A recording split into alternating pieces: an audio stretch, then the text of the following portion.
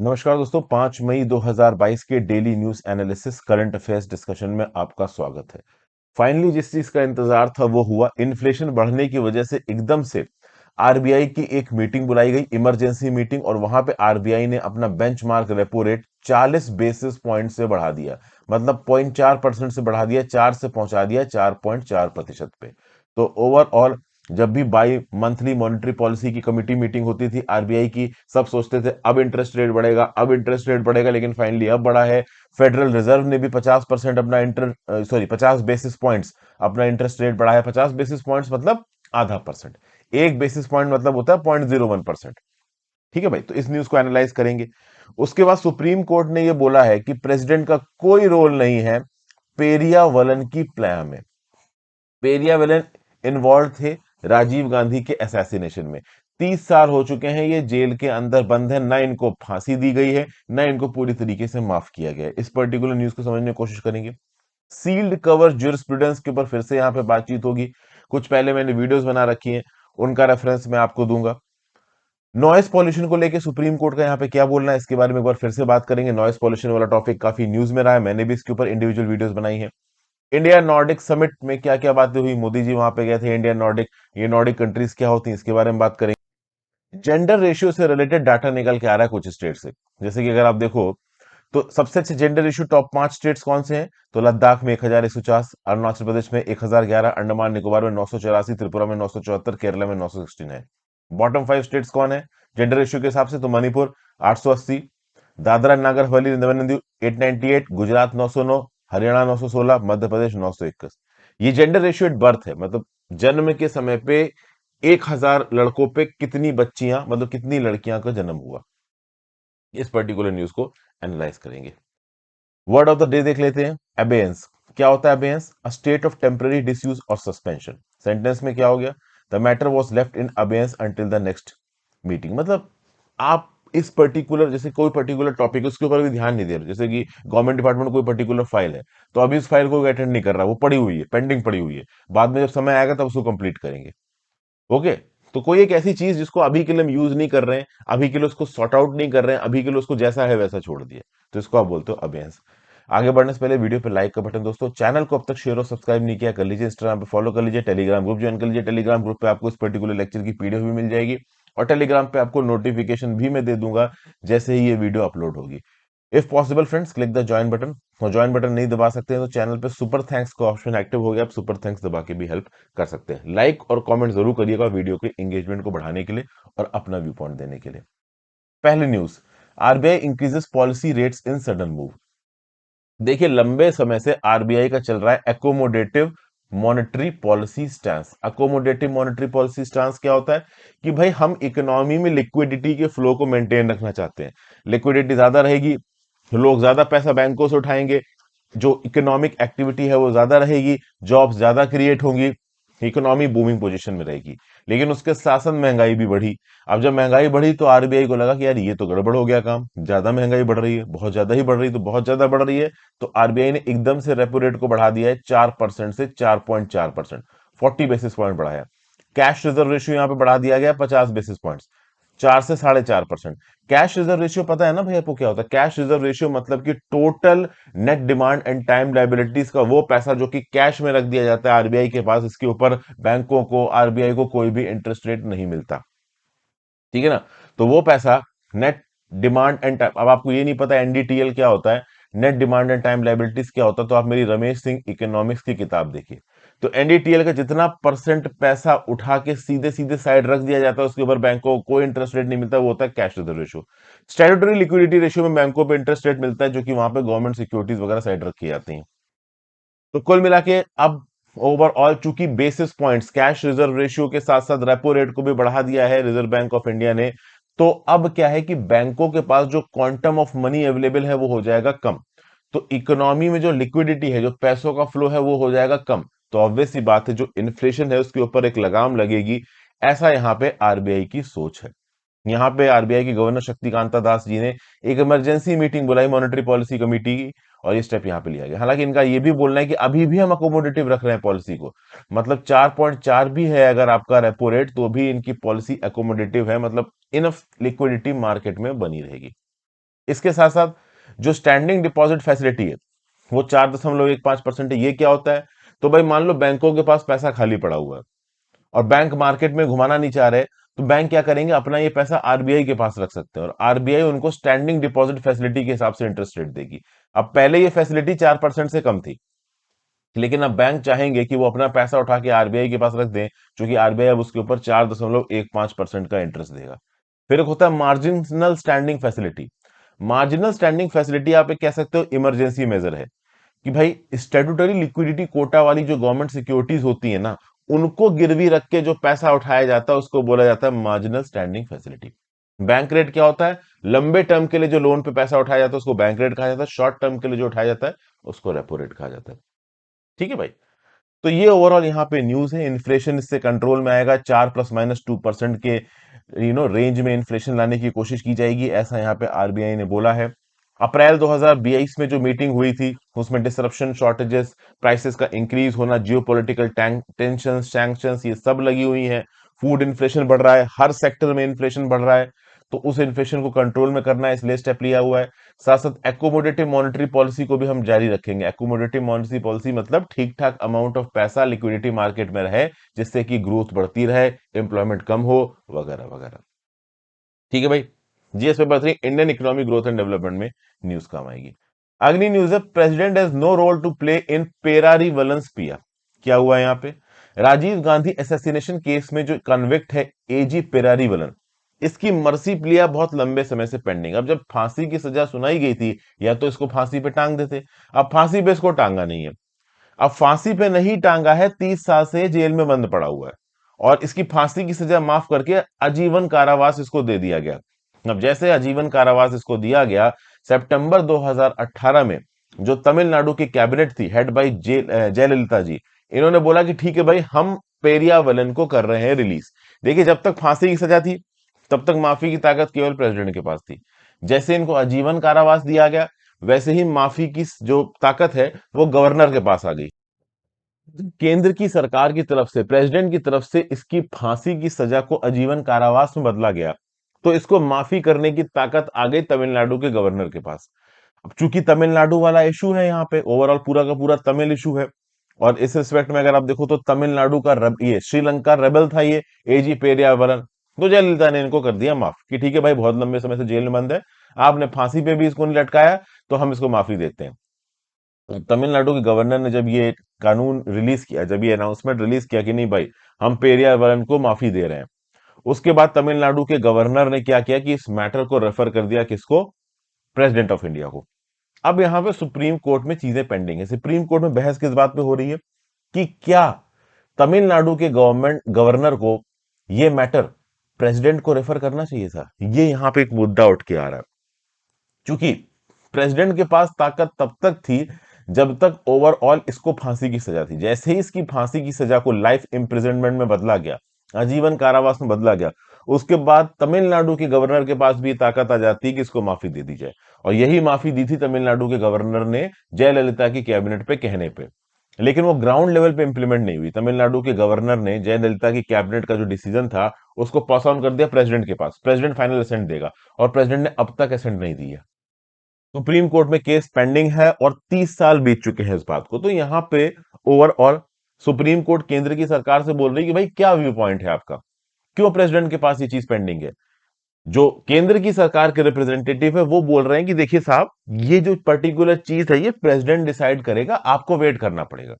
तो यहां पे सुप्रीम कोर्ट बोल रही है कि भाई कितना वेट करना पड़ेगा, और सुप्रीम कोर्ट ये बोल रही है कि भाई देखिए, लॉ को इंटरप्रेट करना हमारा काम है, प्रेसिडेंट का काम तो है नहीं। मतलब क्या है? मतलब यह है कि तमिलनाडु के गवर्नर को क्या प्रेसिडेंट के पास ये मर्सी प्लिया भेजनी चाहिए थी, या फिर ये माफी की जो प्लिया भेजनी चाहिए थी, ये सवाल है यहाँ पे।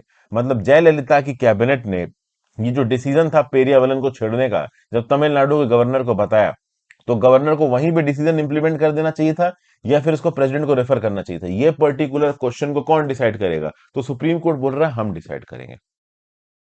तो अब केस लंबे समय से पेंडिंग पड़ा हुआ है, पेरियावलन जेल के अंदर बंद है, 30 साल यहां पे बीत चुके हैं। ये बात बिल्कुल सही है कि इसको सजा देनी थी तो फांसी पे टांगना चाहिए था। अब आपने फांसी पे नहीं टांगा तो कब तक जेल में बंद रखोगे, इस चीज के ऊपर यहाँ पे बहस हो रही है। इससे रिलेटेड जो भी और न्यूज निकल के आएगी वो मैं आपको आगे बताऊंगा। इस कंटेक्स्ट में मैंने एक न्यूज भी बना रखी है, how and why Rajiv Gandhi was assassinated. Rajiv Gandhi मेरे नाम हर्षित द्विवेदी के साथ जब आप चैनल पे सर्च मारोगे, यूट्यूब पे सर्च मारोगे, आपको एक पर्टिकुलर वीडियो मिल जाएगी। काफी कुछ ज्ञान की बातें आपको इस वीडियो में मिलेंगी, तो ढंग से एक बार इस वीडियो को देख लीजिए। GS paper 2 role of governor, executive और प्रेसिडेंट में न्यूज काम आएगी। फिर अगली न्यूज है कि भाई सील्ड कवर ज्यूरिस्प्रूडेंस के ऊपर बातचीत हो रही है। सील्ड कवर ज्यूरिडिक्शन के रिस्पेक्ट में बात करूं ना, तो आप अगर यूट्यूब पे सर्च मारोगे मीडिया वन चैनल, मेरे नाम हर्षित द्विवेदी के साथ, तो आपको ये वीडियो मिलेगी। इसको विनीत सर ने बनाया था। ये पर्टिकुलर न्यूज तब का है, देखिए मीडिया वन नाम का एक चैनल है मलयालम में आपका, इसको बैन कर दिया इंफॉर्मेशन एंड ब्रॉडकास्टिंग मिनिस्ट्री। सीधे सीधे बैन नहीं किया, इसके लाइसेंस को रिन्यू नहीं किया। बैन क्यों किया, इसके लिए जो वजह थी वो एक सील्ड कवर में दी, इसीलिए सील्ड कवर ज्यूरिस्प्रूडेंस यहाँ पे न्यूज में। फिर कलकत्ता के अंदर जो कलकत्ता के जज है, उसने भी यहाँ पे गरियाना शुरू किया बाकी जजों को। क्यों, सील्ड कवर ज्यूरिस्प्रूडेंस। तो सील्ड कवर ज्यूरिस्प्रूडेंस के ऊपर मैंने एक और वीडियो बना रखी है। आप सील्ड कवर भी मेरे नाम हर्षित द्विवेदी के साथ यूट्यूब पे सर्च मार दोगे तो जो एक और वीडियो मैंने बना रखी है वो आपको मिल जाएगी। तो ओवरऑल सील्ड कवर ज्यूरिस्प्रूडेंस से रिलेटेड जो कुछ भी न्यूज में चल रहा है पिछले 1-1.5 सालों से, वो यहाँ पे मैंने कवर कर रखा है। अब यहाँ पे बात करते हैं न्यूज में क्यों है। देखिए मीडिया वन बैन केस में सुप्रीम कोर्ट ने पिछली बार सुनवाई की थी 15 मार्च को, और मीडिया वन चैनल के ऊपर जो भी बैन लगा था केंद्र की सरकार को, उसको हटा दिया था किसने, सुप्रीम कोर्ट ने। सुप्रीम कोर्ट ने बोला नहीं भाई, आप इस प्रकार से किसी के ऊपर बैन नहीं लगा सकते। मीडिया वन वाले भी अपना धंधा चला रहे हैं, उनकी भी रोजी रोटी इस पर्टिकुलर चैनल के ऊपर डिपेंडेंट है। अगर आप जो भी इंफॉर्मेशन है उनको बैन करने की उनको नहीं दे सकते, एक सील्ड कवर के अंदर पैक करके आप इंफॉर्मेशन दे रहे हो, ये सही नहीं है।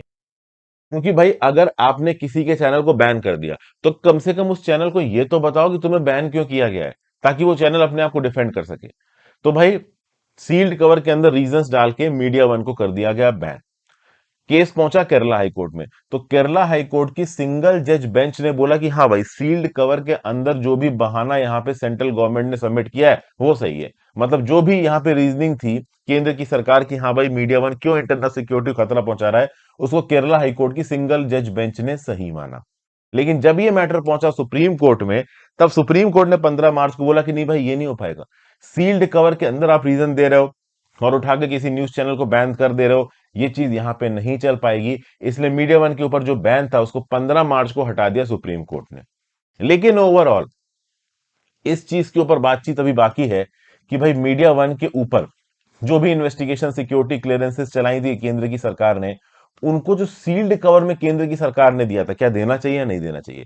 अब एक मुद्दा यहां पे उठ के आ रहा है कि कौन कौन से केसेस में आप सील्ड कवर के अंदर इंफॉर्मेशन सबमिट कर सकते हो कोर्ट के पास। तो देखा जाए तो चाइल्ड सेक्सुअल अब्यूज हो गया, या कोई ऑनगोइंग इन्वेस्टिगेशन की जो आप कह लो थ्योरी है, जो ऑनगोइंग इन्वेस्टिगेशन की जो प्रैक्टिस है वो नहीं कहीं थॉट हो जाए, जो एफआईआर रजिस्टर होता है पुलिस का, जो एविडेंसेस होते हैं वो कहीं कॉम्प्रोमाइज ना हो जाए, तो ऐसे केसेस में सील्ड कवर के अंदर मैटर रखा जाता है कोर्ट के सामने। ओके, तो कुछ ही एक्सेप्शंस हैं जहां पे सील्ड कवर ज्यूरिस्प्रूडेंस चलता है, ऐसा सुप्रीम कोर्ट का बोलना है। अब मीडिया वन वाला केस उस डेफिनेशन में आता है नहीं आता है, इसके ऊपर अभी सुप्रीम कोर्ट में बात होगी। मैं आपको फिर से बता दूं, 15 मार्च 2022 को मीडिया वन के ऊपर जो बैन लगाया गया था, 31 जनवरी 2022 को केंद्र की सरकार के द्वारा वो सुप्रीम कोर्ट ने हटा दिया। मतलब अभी के लिए technically legally media one operate कर सकता है, वो ऑपरेट कर भी रहा है। तो मीडिया वन के ऊपर बैन नहीं लगाए, लेकिन केंद्र की सरकार ने ये जो सील्ड कवर ज्यूरिस्प्रूडेंस वाला तरीका अपनाया था मीडिया वन के केस में, वो सही है या नहीं है, वो क्या नेशनल सिक्योरिटी और पब्लिक ऑर्डर की डेफिनेशन में आता है या नहीं आता है, इसके ऊपर अभी भी सुप्रीम कोर्ट में बातचीत हो रही है और आगे भी होगी। तो सील्ड कवर ज्यूरिस्प्रूडेंस क्या होता है कि किसी भी कोर्ट में, सुप्रीम कोर्ट में, एक सील कवर के अंदर आप उस पर्टिकुलर केस की जानकारी लिख के जज साहब के पास जमा कर दो। तो इससे होगा क्या कि जो भी उस केस में डिफेंडेंट है, जो भी आप कह सकते हो कि लोग वहां पे आके उस केस की सुनवाई में पार्टिसिपेट कर रहे हैं, उनको ये नहीं पता चलेगा कि उस सील कवर के अंदर लिखा गया है। अब इससे प्रॉब्लम ये है कि मीडिया वन जैसा कोई भी ऑर्गेनाइजेशन जिसके अगेंस्ट जो सबूत है वो सील्ड कवर में पुटअप किए जा रहे हैं, तो उन सबूतों के अगेंस्ट मीडिया वन अपने काउंटर आर्ग्यूमेंट्स नहीं दे सकता, क्योंकि मीडिया वन को पता ही नहीं है कि उस सील्ड कवर में लिखा गया है। तो क्या सील्ड कवर ज्यूरिस्प्रूडेंस को अलाउ किया जा सकता है? बिल्कुल। Rule 7 of order 13 of supreme court rules के अंदर और section 123 of the Indian evidence act of 1872 के अंदर सील्ड कवर ज्यूरिस्प्रूडेंस अलाउ किया जा सकता है। हाँ, सील्ड कवर के अंदर जो भी इंफॉर्मेशन है क्या उसको रिलीज किया जा सकता है? तो भाई chief justice of the supreme court या फिर कह लीजिए हाई कोर्ट जहां पे भी केस चल रहा है, अगर वो जज यहां पे परमिशन देता है कि हाँ भाई आप इसके पर्टिकुलर कंटेंट्स को रिलीज कर सकते हो पब्लिक में, तो जरूर पब्लिक में रिलीज किए जाएंगे, तब तक नहीं किए जाएंगे। मतलब कुल मिला के कोर्ट डिसाइड करेगा, हाई कोर्ट है तो हाई कोर्ट, सुप्रीम कोर्ट है तो सुप्रीम कोर्ट के जो जजेस है वो डिसाइड करेंगे कि वो जो पर्टिकुलर मैटर है क्या वो फिट है सील्ड कवर ज्यूरिस्प्रूडेंस के लिए या फिट नहीं है। ठीक है भाई। जीएस पेपर 3 में पर्टिकुलर न्यूज आपको काम आएगी, चैलेंजेस टू इंटरनल सिक्योरिटी में, गवर्नमेंट पॉलिसीज में, जुडिशरी में न्यूज आपको काम आएगी। नॉइस पॉल्यूशन के ऊपर फिर से सुप्रीम कोर्ट का यहाँ स्टेटमेंट निकल के आया, पहले मैं आपको रेफरेंस दे दूं।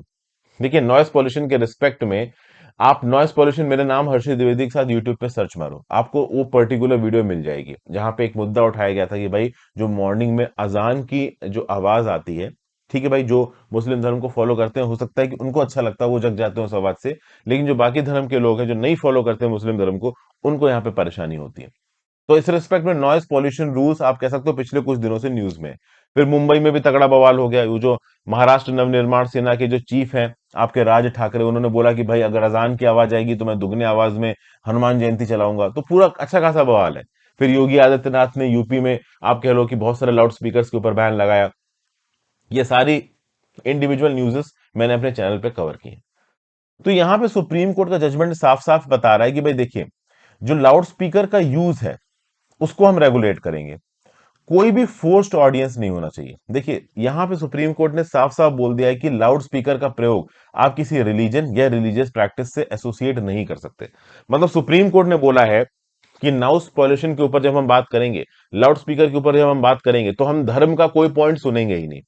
हम यहां पे बात करेंगे 2005 के नॉइस पॉल्यूशन नियम कानूनों के हिसाब से। देखिए फ्रीडम फ्रॉम नॉइस पॉल्यूशन ये आर्टिकल 21 ऑफ द कॉन्स्टिट्यूशन के अंदर एक फंडामेंटल राइट है। तो मतलब कोई ऐसा मैटर ऑफ राइट ये क्लेम नहीं कर सकता कि नहीं भाई मैं तो लाउड स्पीकर इस्तेमाल करूंगा ही करूंगा। तो चाहे मंदिर हो, चाहे मस्जिद हो, चाहे कोई सा भी रिलीजियस प्लेस हो, वहां पे लाउड स्पीकर का ब्लैटेंट यूज नहीं हो सकता, क्योंकि सुप्रीम कोर्ट का बोलना है कि नॉइस सिटीजंस के फंडामेंटल राइट्स के साथ इंटरफेयर करती है। ओके, और हम लोगों के फंडामेंटल राइट्स को यहां पे बचाने के लिए बैठे हैं। तो कोई एक धर्म के लोग बोलते हैं कि नहीं भाई हमारे फंडामेंटल राइट्स है लाउड स्पीकर पे आवाज से बोलना या फिर आरती वगैरह बजाना, तो उस केस में सुप्रीम कोर्ट ने बोला ये नहीं चल पाएगा, क्योंकि जो आपकी आवाज आप अपने प्रिकिंग से निकाल रहे हो वो आपके प्रिकिंग से बाहर निकल रही है और नेबरहुड को अफेक्ट कर रही है। और हो सकता है नेबरहुड में कुछ ऐसे लोग हो जो ना चाहते हो इतनी हाई पिच में आवाज। इसीलिए यहां पे एपेक्स कोर्ट ने बोला है कि नॉइस पॉल्यूशन कंट्रोल रूल के हिसाब से आपको चलना पड़ेगा, यहां पे कोई भी धार्मिक एलिमेंट वाले पॉइंट को एंटरटेन नहीं किया जाएगा। अब नॉइस पॉल्यूशन के रिस्पेक्ट में बात की जाए तो जो सेंट्रल पॉल्यूशन कंट्रोल बोर्ड है वो ट्रैक करता है नॉइस लेवल्स को, सेट स्टैंडर्ड्स करता है, स्टेट यूनिट कहां से नॉइस एक्सेस निकल के आ रही है, मॉनिटरिंग सिस्टम लगा के रखे गए अलग अलग शहरों में। फिर नॉइस पॉल्यूशन कंट्रोल रूल्स की बात की जाए तो noise pollution regulation and control rules 2000 बनाए गए थे, उसके बाद इनको अमेंड भी किया गया है। इसलिए मैं कह रहा हूँ नॉइस पॉल्यूशन, मेरे नाम हर्षित द्विवेदी के साथ सर्च मारिए यूट्यूब पे, रेलिवेंट वीडियोस देख लीजिए, वहां पे आपको लेटेस्ट जो भी अपडेट है बता रखी है मैंने। उसके साथ साथ अगर आप देखो तो ये नॉइस पॉल्यूशन रूल्स तो 2000 में आए, उससे पहले क्या था, तो air prevention and control of pollution act 1981 में नॉइज को एक प्रकार का एयर पॉल्यूशन का तरीका माना गया था, एयर पॉल्यूशन का टाइप माना गया था। तो एयर पॉल्यूशन मतलब नॉइस पॉल्यूशन पॉल्यूशन है, ये पहले ही air prevention and control of pollution act 1981 में लिखा हुआ था।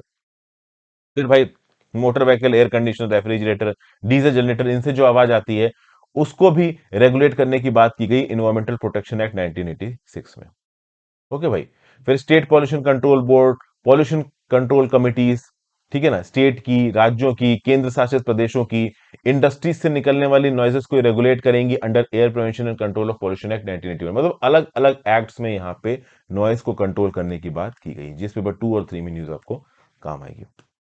सेक्स रेशियो का कुछ डाटा निकल के आ रहा है, लद्दाख में सेक्स रेशियो सबसे ज्यादा बताया जा रहा है, मतलब प्रति 1000 बच्चों के, मतलब लड़कों के कितनी लड़कियां पैदा हो रही हैं। तो 2020 के रिस्पेक्ट में बात की जाए तो यूनियन टेरिटरी ऑफ लद्दाख में आप कह सकते हो सबसे ज्यादा सेक्स रेशियो रहा है, उसके बाद अरुणाचल प्रदेश, अंडमान और निकोबार आइलैंड्स में, फिर त्रिपुरा में, फिर केरला में। ये किसने बताया? Vital statistics based on 2020 civil registration system ने। तो सबसे ज्यादा सेक्स रेशियो बर्थ किसका रहा है? लद्दाख में 1104, मतलब प्रति 1000 लड़कों के 1104 लड़कियां। अरुणाचल प्रदेश में 1011, अंडमान में 984, त्रिपुरा में 974, केरला में 969। और वहीं पे लोवेस्ट कहां पे, तो मणिपुर 880, दादरा नागर हवेली और दमन एंड दीव 898, गुजरात 909, हरियाणा 916 और मध्य प्रदेश 921। 2019 में डाटा कितना था, तो 2019 में अरुणाचल प्रदेश टॉप पे था 1024, फिर नागालैंड 1001, मिजोरम 975 और अंडमान एंड निकोबार 965। चार स्टेट्स ने अभी तक अपना डाटा नहीं दिया है, महाराष्ट्र, सिक्किम, उत्तर प्रदेश, दिल्ली। न इन्होंने 2020 में डाटा दिया और ना ही इन्होंने 2019 में डाटा दिया था। ठीक है भाई, ये डाटा यहाँ पे भी लिखा हुआ है, टॉप 5 स्टेट्स का, टॉप बॉटम स्टेट्स का। ठीक है, रिसेंटली ही इस डाटा को यहाँ पे रिलीज किया गया। कुछ डिस्टर्बिंग फैक्ट्स भी निकल के आ रहे हैं। 2020 में 1,43,379 इन्फेंट डेथ रिपोर्ट हुई है, जिसमें रूरल इलाकों में 23.4 है, अर्बन इलाकों में 76.6 है। रूरल इलाकों में जो 23.4% डेथ है, इनमें से बहुत सारी डेथ्स रिपोर्टेड नहीं है। तो जो नॉन रिपोर्टेड डेथ है उसमें इस बात का डर है कि कहीं फीमेल फोर्टिसाइड तो नहीं हो रहा है, कहीं जो बच्चियां पैदा हो रही हैं उनको मारा तो नहीं जा रहा है। इस रिस्पेक्ट में भी यहाँ पे कुछ कंसर्न्स निकल के आ रहे हैं। देखिए, बर्थ और डेथ को रजिस्टर करना मैंडेटरी है under registration of birth and death act 1969। तो आपके घर में कोई बच्चा या बच्ची पैदा होती, कोई भी पैदा होता है, तो भैया आपको जाके अथॉरिटीज को बताना पड़ेगा कि भाई हमारे घर में ये बच्चा जन्मा है या ये बच्ची जन्मी है। अगर आप नहीं बताते हो तो एक्ट का वॉल्यूशन करते हो, और अगर आप नहीं बताते हो तो अथॉरिटीज के लिए भी थोड़ी टेंशन की बात होती है कि कहीं फीमेल फोर्टिसाइड जैसी एक्टिविटी तो नहीं चल रही है। और आ जाते हैं फाइनल न्यूज पे। Second India Nordic summit. देखिए, मोदी जी ने पार्टिसिपेट किया सेकेंड इंडिया नॉर्डिक समिट में। प्रधानमंत्री डेनमार्क की थी मेटे फ्रेडरिक्सन, आइसलैंड की कैटरीन जोको बुट्सरिटर, फिर नॉर्वे के जोनास गाहर स्टोर, फिर भाई स्वीडन की मैग्डलिना एंडरसन और फिनलैंड की साना मारिन। जैसे ही मोदी जी पहुंचे सारे ही पहुंच गए वहां पे। मतलब इतनी इंपॉर्टेंस है यहाँ पे इंडिया की, साफ साफ पता चलती है। पहली नॉर्डिक समिट हुई थी, इंडिया नॉर्डिक समिट 2018 में, ये दूसरी है। तो post pandemic economic recovery, climate change, sustainable development, innovation, digitization, clean and green growth, इन सब चीजों की यहाँ पे बात की गई है। एक और चीज यहाँ पे बड़ी वायरल हो रही है कि भाई ये प्रधानमंत्री मोदी जी को बोल रहे हैं कि भाई आप अपने इन्फ्लुएंस को इस्तेमाल करके रशिया को बोलिए कि ये वॉर बंद करें। तो इस चीज को बहुत सारे यूट्यूब चैनल्स ने कवर किया है। ठीक है ना।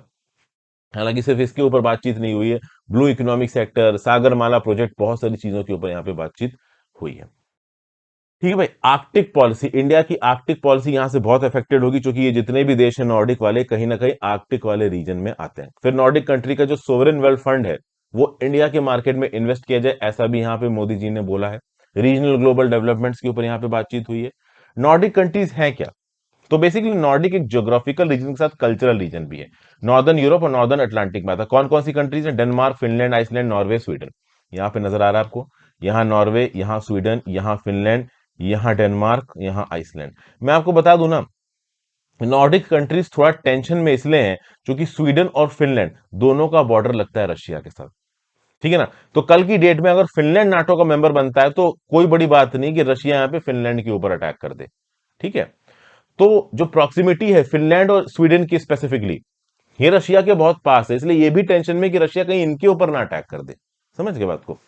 अच्छा, इन नॉर्डिक कंट्रीज की अपनी लाइफ है, अपनी हिस्ट्री है, रिलीजन है, सोशल स्ट्रक्चर है, लंबे समय से पॉलिटिकल यूनियन है। एक समय तो ऐसा आया था कि डेनमार्क, नॉर्वे और स्वीडन मिलकर एक कंट्री बन जाएंगे, बट एक्चुअली में ऐसा हुआ नहीं। नॉर्वे स्वीडन अलग हो गए, इनका पहले यूनियन था।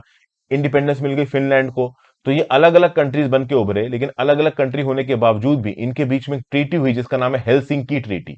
इस हेलसिंकी ट्रीटी के थ्रू बनाया गया नॉर्डिक काउंसिल और नॉर्डिक काउंसिल ऑफ मिनिस्टर्स। और तब से इस नॉर्डिक कंट्रीज के फ्रेमवर्क के अंदर ये सारी कंट्रीज एक दूसरे के साथ कोऑपरेट कर रही हैं। और जब इंडिया जैसी कोई बड़ी कंट्री इस रीजन के साथ इंगेज करना चाहती है तो ये नॉर्डिक कंट्रीज की तरह मिलके ओवरऑल उस कंट्री के साथ नेगोशिएशन करते हैं। GS paper 2 bilateral agreements involving India's interest में न्यूज काम आएंगे। So thank you for watching friends, video को लाइक और शेयर कर दीजिएगा, इंस्टाग्राम पे फॉलो कर लीजिए, टेलीग्राम ग्रुप ज्वाइन कर लीजिए, हो सके तो ज्वाइन बटन दबाएं और super thanks. Have a great day friends, good bye.